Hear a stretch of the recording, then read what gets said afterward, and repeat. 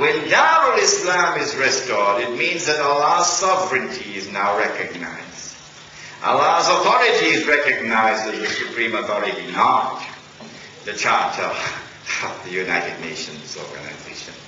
Allah's law is now recognized as the supreme law, not resolutions of the Security Council. And so Darul Islam has been restored. Islam is now re-emerging as a potent force in the world. That's around the corner. It's coming. This constitutes the most potent of all threats to the state of Israel. When the Islamic revolution comes to Arabia, the heartland of Islam. And so Dajjal has to do something. And so he attacks the Mahdi. The Prophet said, alayhi salatu wasalam, he's not going to be using tanks for his attack. The Prophet said he's going to come from the east. He pointed his fingers to the east 20 times. He's going to attack from the east. How will he attack? Dajjal is going to ride on a donkey. The donkey will travel as fast as the clouds. The donkey will have his ears stretched out wide. I traveled on that donkey to go to Hong Kong last week. So, you're talking about fighter aircraft, big aerial warfare. Dajjal is strong in the air. He has command of the skies. He has his fighter aircraft. He has his helicopter gunships and so on. But when Dajjal attacks, the angels will defend Makkah and Medina, and Sahih Muslim says that the attack will be diverted to Damascus.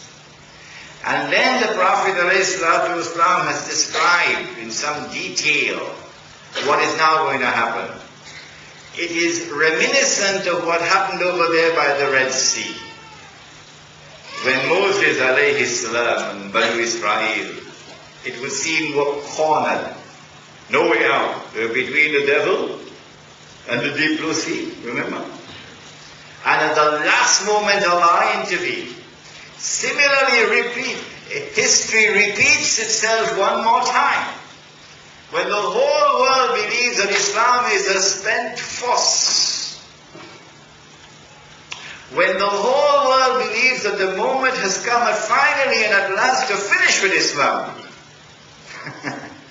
it is at this moment.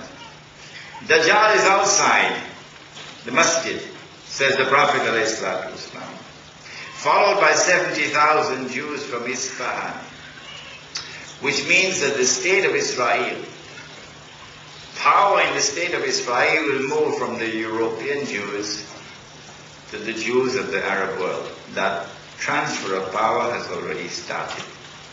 Dajjal is outside, followed by 70,000 Jews from Isfahan wearing the Jewish shorts. And the Imam is inside the masjid, and the masjid is barricaded because Israel has invaded Syria. It's at this time when the Salat is about to take place, this last moment, that Allah intervenes. And the true Messiah comes down with his hands resting on the wings of two angels. And Jesus comes down in the masjid. And when the Imam sees the son of Mary, he will say what John the Baptist said before.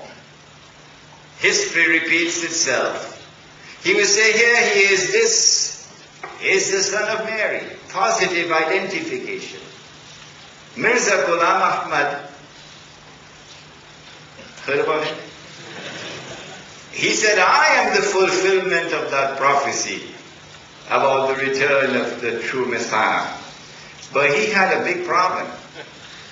His problem is that the Messiah who is coming is the son of Mary, and he happened to be the son of a Punjabi woman.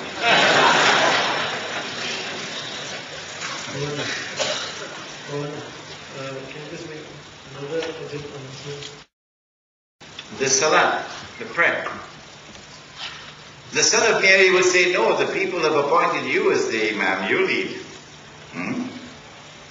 After the prayer of the Salat is finished, in which the son of Mary will worship and pray and bow down prostrate before the God of Abraham, the one God.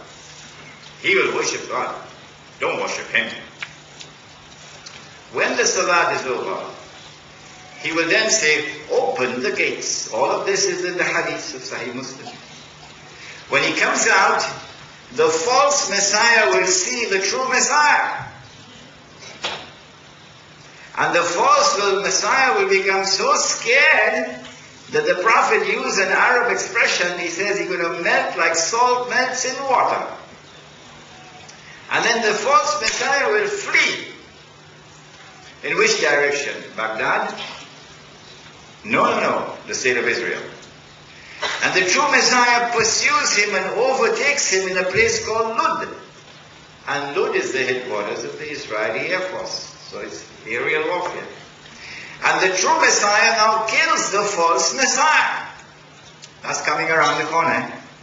Within the next 50 years, inshallah, I believe. Of course, I can be wrong, but this is my plausible guesswork. When the true Messiah kills the false Messiah, then an essential component of the support of the state of Israel and of the world order that controls the world today would have been demolished. After this comes the destruction of Gog and Magog, which is tomorrow's lecture. So I need not speak on it today. When Gog and Magog are destroyed, and Dajjal, the false Messiah, has been killed, then the very foundations of the world order which controls the world today will have been demolished. My suspicion is that the world of modern technology will also come to a halt at that time. At this time, said the Prophet ﷺ, I'm going to quote two ahadith now, but do please remember, these words are not coming from me. They are not my words. These are the words of the Prophet Muhammad ﷺ. And I have the right to quote the Prophet in order for me to teach this subject. He said,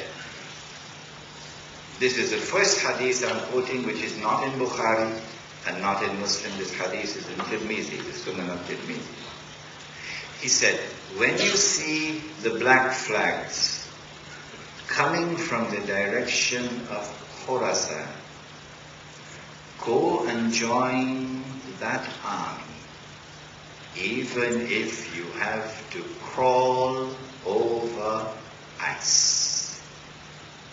Those are his words. Where is Khorasan? The illustrious Pakistani scholar Dr. Azhar Ahmad has done the research and has explained to us that Khorasan at the time of the Prophet ﷺ is that large geographical territory of which Afghanistan is the heart. Includes the northwest of Pakistan and the northeast of Iran and territory north of Afghanistan. But what is quite symbolically important about the heart of that territory is that Britain tried to colonize it, and Britain failed when Britain was the ruling state in the world. And then the Soviet Union tried to colonize it when the Soviet Union was a superpower, and the Soviet Union failed. And guess who is trying to colonize it now? When you see that army coming from Khorasan, go and join that army.